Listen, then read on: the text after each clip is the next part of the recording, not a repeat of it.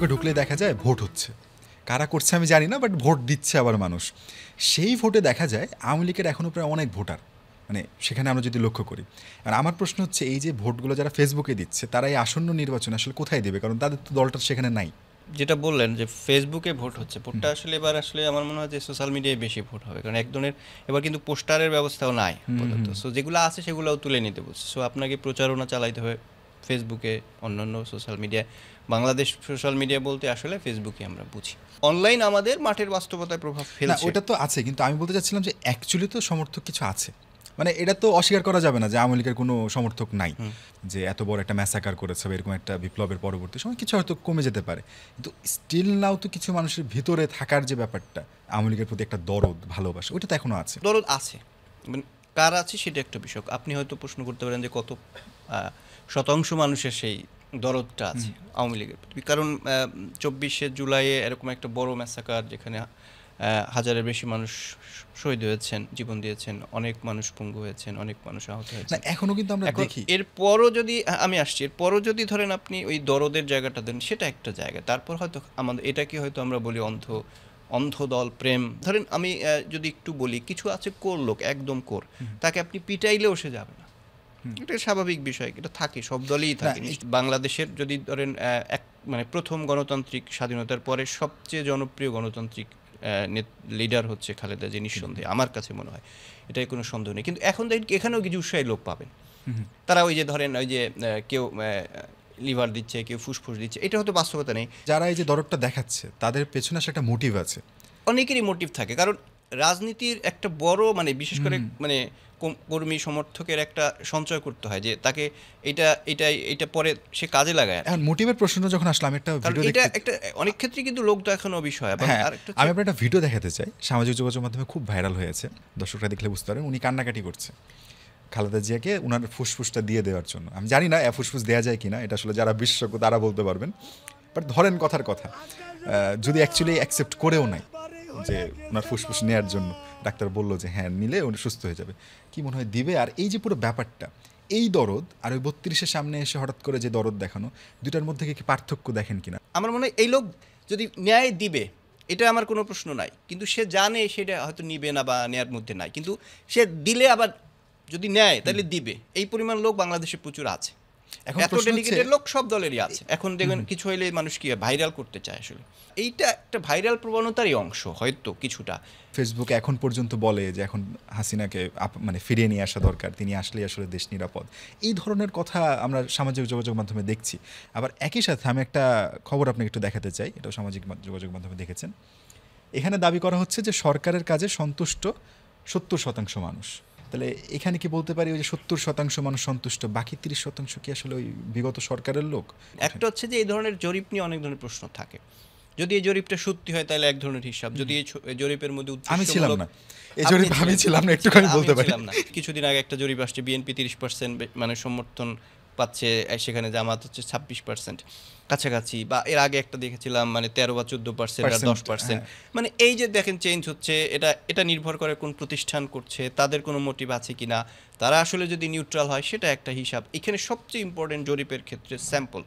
আপনি স্যাম্পল হিসেবে কয়জনকে নিয়েছেন? আপনি 100 জনের উপর করেছেন নাকি 1000 মানুষের উপর করেছেন? এবং র্যান্ডমলি মানে কিভাবে নির্বাচন করেছেন, তাদেরকে কোন এলাকায় করেছেন, এগুলো আসলে খুব গুরুত্বপূর্ণ। আমরা তো বিভিন্ন সময় রিসার্চ করেছি এইসব। ধরেন আপনি 50 জনকে ইন্টারভিউ করে সেটা যদি গড় করে দেন মানে এত %, তাহলে এটা সব মানে টোটাল বাংলাদেশের প্রতিনিধিত্ব তো করে না আসলে। 30% মানুষ যে আগের সরকারের সমর্থক, এটা বলা যাবে না। এই যে এখানে বলছে আপনার ভোট সুষ্ঠু হবে বিশ্বাস 80%, তা আমার কেন জানি মনে হয় বাকি যে 20% থেকে গেল, ওদের সাথে আমার প্রতিনিয়ত দেখা হয়। আমরা তো সাংবাদিক হিসাবে পথে ঘাটে যখন ঘুরি, মানুষজন দেখা হলে জিজ্ঞাসা করে ভোটটা হবে। এই যে একটা সংশয়, একটা ভোট হবে আর ভোট সুষ্ঠু হবে মধ্যে তফাৎ আছে। আচ্ছা, ভোট নিয়ে অনিশ্চয়তা আছে, কিন্তু ভোট হলে আমার কাছেও মনে হয় যে ভোট সুষ্ঠু হতে পারে। একটা এভারেজ মানে কিছু ধরনের অনিয়ম থাকে, কিছু থাকে, এইটা তো হতেই পারে। ধরুন আমরা যদি চিন্তা করি আমাদের এই যে পুরো আমাদের 50 বছরের ইতিহাসে কয়টা ভোট অ্যাপারেন্টলি সুষ্ঠু হয়েছে? আমার কাছে মনে হয় এইবারের ভোটটাকে আপনি যদি ভোট যখনই হোক, হয়তো 5 দিন আগে হোক, 10 দিন পরে হোক, হ্যাঁ যদি ভোটটাকে কিন্তু যদি আসলে অন্তর্বর্তীকালীন সরকার উড়াই খুব দেওয়া যাবে না। কনফিডেন্ট, কিন্তু তারা বলছে যে না ভোট হবে অ্যান্ড মোটামুটি যেই সময় তারা বেঁধে দিয়েছে ওই সময়ের আশেপাশে হবে। তো ভোট হলে যেই টপিকটা চলে আসে সেটা হচ্ছে প্রার্থী। একজন প্রার্থী আপনি নিশ্চয়ই চিনবেন, বর্তমান সময়ে তিনি সামাজিক যোগাযোগ মাধ্যমে অ্যাটলিস্ট বেশ ভালো অবস্থানে রয়েছে, আমি জানি না ভোটের ময়দানে কী হবে। ওসমান হাদি, তার কথা বলছিলাম, তিনি একটা পোস্ট করেছেন যে প্রতীক না প্রার্থী, এবং সেখানে যদি আমি আপনাকে কয়েকটা মন্তব্য দেখাই, এই যে এখানে দেখতে পাবেন যে এখানে প্রার্থীর কথাই সবাই বলছেন, যদিও অনেকেই বলছেন যে প্রার্থী ইম্পর্টেন্ট, আবার এখানে একটা কমেন্ট রয়েছে যে প্রতীক, প্রার্থী, দল তিনটাই গুরুত্বপূর্ণ। মানে তার কাছে মনে হচ্ছে, তিনি খুব বড় করে লিখেছেন যে সংসদ নির্বাচনে কোনো ব্যক্তি কেন্দ্রিক না, এটা একটা দলীয় সামগ্রিক রূপ আছে, তাই তিনটাই গুরুত্বপূর্ণ। আমি একটা সিম্পল হিসাব বলি, প্রার্থী এবং দল সবই গুরুত্বপূর্ণ। কখনো প্রার্থী ইম্পর্টেন্ট, কখনো দল ইম্পর্টেন্ট, এবং কখনো দুইটা আবার মানে একটার অন্যটাকে প্রভাবিত করে। সাপোজ ধরেন একটা আসনে বিএনপির একজন জনপ্রিয় প্রার্থী আছে, সবাই জানে যে এই লোকটাকে দিলে মানে তার নির্বাচনে জয়ের সম্ভাবনা 90%। কোনো কারণে তাকে দিল না, হয়তো আরেকজনকে দিয়ে দিল, দেখবেন সে হয়তো আর জিততে পারলো না। তার মানে এইখানে কিন্তু মানে বিএনপির যে প্রতীক ধানের শীষ, সেইটা আসলে ফ্যাক্টর হিসেবে কাজ করলো না, কারণ ব্যক্তিরও একটা ভূমিকা আছে। মানে প্রতীকটা বেশি ইম্পর্টেন্ট, তারপরে বলতেছেন প্রার্থী, তারপরে প্রার্থী, কারণ প্রার্থী হচ্ছে দলটাকে রিপ্রেজেন্ট করে। হাদি অ্যাজ এ প্রার্থী, হাদির দল নাই, যদি দল থেকেও থাকে সে স্বতন্ত্র প্রার্থী। তার যদি কোনো দল থেকেও থাকতো, সে যদি ইভেন এনসিপিতেও যোগ দিত, তাহলেও এনসিপি তো নতুন দল, এখানে দলের চেয়ে ব্যক্তিটা বেশি গুরুত্বপূর্ণ। কারণ এনসিপিতে যদি ধরেন আমরা এখন আলোচনা আছে, ফেসবুকে বলেন বা আমাদের জনপরিসরে বলেন, নানাভাবে আলোচনা যে এনসিপিতে কয়জন নির্বাচিত হতে পারবেন, ঠিক আছে, এটা অনেক বড় একটা আলোচনা। এবং এই আলোচনা ধরে যদি আমি আপনার একটা পোস্ট দেখাই, এখানে ওনাদের নাহিদ ইসলাম এমনটা মন্তব্য করেছেন যে নির্বাচনে যদি আমরা একটি আসনও জিততে না পারি অ্যাকচুয়ালি, তাহলে এনসিপি তাদের নীতির সাথে কখনো নাকি আপোষ করবে না, এমনটা বলেছেন। আমার প্রথম যেটা মাথায় আসছে, নীতিটা আসলে কি, এনসিপির নীতি আসলে বলতে কোনটা বোঝাচ্ছে? সে গুরুত্ব দিচ্ছে যে আমরা নীতির প্রশ্নে অটল, সো সেইখানে আমাদের যদি কোনো আসন নাও আসে কোনো অসুবিধা নাই। না মানে আপনি এইভাবে যদি এটাকে ডিকোড করেন, তার মানে নীতিটা ছাড়লে কি আসনটা আসবে? হ্যাঁ, নীতি আসতে পারে। তাহলে কে দিচ্ছে আসনটা? মানে আসন দেয় কিভাবে হয়? ভোটের রাজনীতিতে হয়, ভোট বিক্রি হয়, মানে তাহলে অর্থের ব্যবহার হয়, যে বর্তমানে শক্তিশালী যে দলটা, মানে তাদের সাথে কি বলতে পারছেন, মানে কোনো ধরনের কোনো কথা হয়েছে কিনা যে নীতি থেকে সরে আসলে কয়েকটা আসন ছেড়ে দেওয়া হবে? এভাবে ধরেন কোনো দলই তো তাকে এই প্রশ্ন, এই যতই আলোচনা হোক, তাকে এই প্রস্তাব দিতেই পারে না যে আপনি নীতি থেকে সরে আসেন, কারণ প্রত্যেক দলই মনে করে সে নীতিবান। ইন্টারনেটে বা নেট দুনিয়া আসলে কি ঘটছে সেটা নিয়েই হচ্ছে আমাদের এই আলোচনা। তো সেই আলোচনা আমি যদি আপনাদের একটু দেখাই, এনসিপির যেহেতু নীতির প্রসঙ্গে আসলো, এখানে দেখবেন সামাজিক যোগাযোগ মাধ্যমে নামটা খুব করে বলেছে, উজ্জ্বল করে বলেছে, যদি আপনি পড়লে হয়তো দেখতে পাবেন যে সার্জিস আলমকে মিন করে বলেছে, সার্জিস ভাই তোমরা হঠাৎ করে জমিদারের নাতি বুনে যাওয়ার রহস্য যদি জাতির সামনে তুলে ধরতে ভালো হতো, এমনটা মতামত সামাজিক যোগাযোগ মাধ্যমে।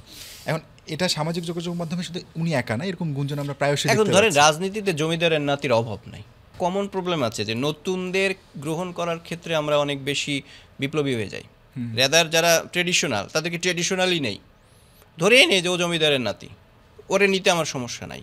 কিন্তু যখন একজন নতুন আসছে, সে যখন জমিদারের নাতি হয়ে যাচ্ছে, সেইটাকে আমরা বিপ্লবী চোখ দিয়ে দেখার চেষ্টা করি যে কেন হইলো, কি হইলো।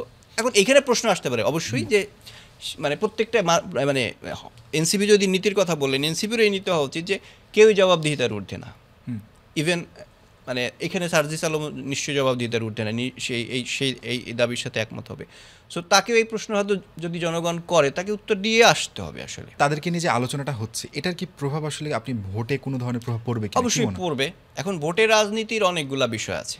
আমরা যদি খুব ট্রেডিশনাল ওয়েতে দেখি, বাংলাদেশের মানুষ ক্ষমতাবান মানুষকে ভোট দেয়।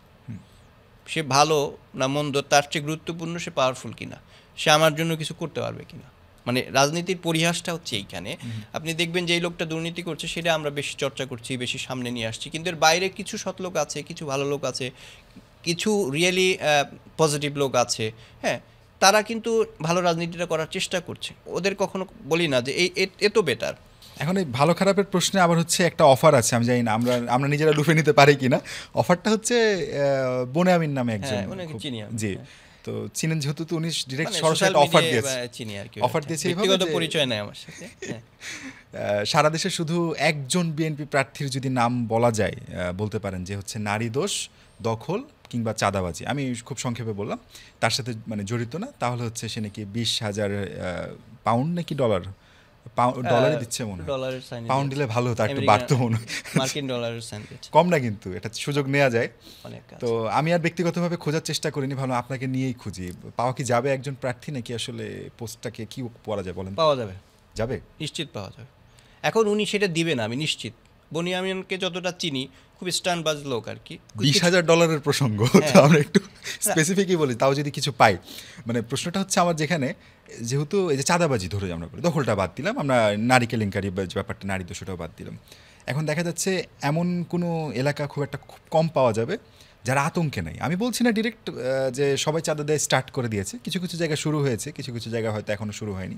সবার মধ্যে একটা আতঙ্ক, যারা করছে তাদের কিন্তু যে বড় ভাই খুঁজতে গেলে আলটিমেটলি বড় ভাই ধরে ধরে ওই হয়তো প্রার্থী কিংবা, কারণ এইবার ইলেকশনে চাঁদাবাজির প্রসঙ্গটা বেশি সামনে আসছে। হ্যাঁ, গত কোন ইলেকশনে চাঁদাবাজি চাঁদাকে কেন্দ্র করে কয়েকটা হত্যার ঘটনা না আমরা না দেখলাম। আসে নাই, কিন্তু কেন আসে নাই, এটার একটা রাজনীতি আছে। সেটা হচ্ছে এটার এই জিনিসটাকে কয়েন করেছে কিংবা এই জিনিসটাকে সামনে এনেছে জামায়াত ইসলাম। কিন্তু এখন যেহেতু জামায়াত দাবি করছে যে তারা চাঁদাবাজির সাথে যুক্ত না, তারা এই প্রশ্নগুলো নিয়ে আসার সামনে, কারণ তাদের তো প্রতিপক্ষ হয়ে গেছে। এখন বিএনপি আর জামাত হয়তো ভাবছে মানুষ যে আগামী ইলেকশনে এই দুই দলই হচ্ছে ফাইট করবে, তাই না? কেউ হয়তো ক্ষমতায় যাবে, কেউ হয়তো বিরোধী দলে থাকবে। তো বাইনারি তো আওয়ামী লীগ সাইড হয়ে গেছে আপাতত। সেই জায়গায় বিএনপি এবং জামাত যেহেতু বাইনারি তৈরি করেছে, এইখানে একটা ইস্যু লাগেই। সো এইখানে জামাত এই ইস্যুটাকে সামনে, এবং এরা হয়তো জামাত এটাকে জরুরি ইস্যু মনে করছে, কিংবা এইটা দিয়ে হয়তো মনে করছে বিএনপিকে ঘায়েল করা সহজ। শুধু করছে তাই না, আমরা কিন্তু নিজেরাও দেখছি, আমরা যারা সামাজিক যোগাযোগ মাধ্যমে প্রত্যেক দিন হয়তো একটা দুইটা ভিডিও সামনে আসে যে এই চাঁদাবাজির ঘটনা, বা চাঁদাবাজিকে কেন্দ্র করে ঘটনা না হলেও হয়তো একটা খুন বা বড়সড় ঘটনা ঘটছে। এগুলো আগেও ঘটতো। ব্যাপারগুলো থেকে একটা হচ্ছে দুইটা কারণ, একটা হচ্ছে সোশ্যাল মিডিয়া প্রসার হয়েছে, এগুলো আগে অহরহ ঘটতো। সো এটা একটা সমস্যা। সো সামাজিক যোগাযোগ মাধ্যমে আলোচনাগুলো সবসময় যে খুব অথেন্টিক আলোচনা, সবসময় খুব যৌক্তিক আলোচনা, সেটা না। এখন বিএনপি এক ধরনের দাবি আছে যে তারা চেষ্টা করছে, তারা এত হাজার হাজার নেতা কর্মীকে বহিষ্কার করেছে, এটা তো তাদের কাজ না। তারা এটাকে ওপেন চ্যালেঞ্জ দিয়েছে যে সরকারের কাজ সরকার ধরুক, যে চাঁদাবাজি করে এটা তো সরকারের ব্যর্থতা। ধরার কাজটা তো পুলিশের, ধরার কাজটা তো সরকারের। সরকার ধরবে, সেখানে সরকার হয়তো কিছু ক্ষেত্রে ব্যর্থ হতে পারে। এখন ধরে নেন সামনে নির্বাচন, আমরা যেহেতু নির্বাচন নিয়েই কথা বলছি, সো এই যে মানুষের মধ্যে একটা আতঙ্ক, কারণ সবাই মোটামুটি না এইটা একটা খুবই বাজে বিনি, ক্ষমতায় যদি চলে আসতো, আতঙ্ক নাই,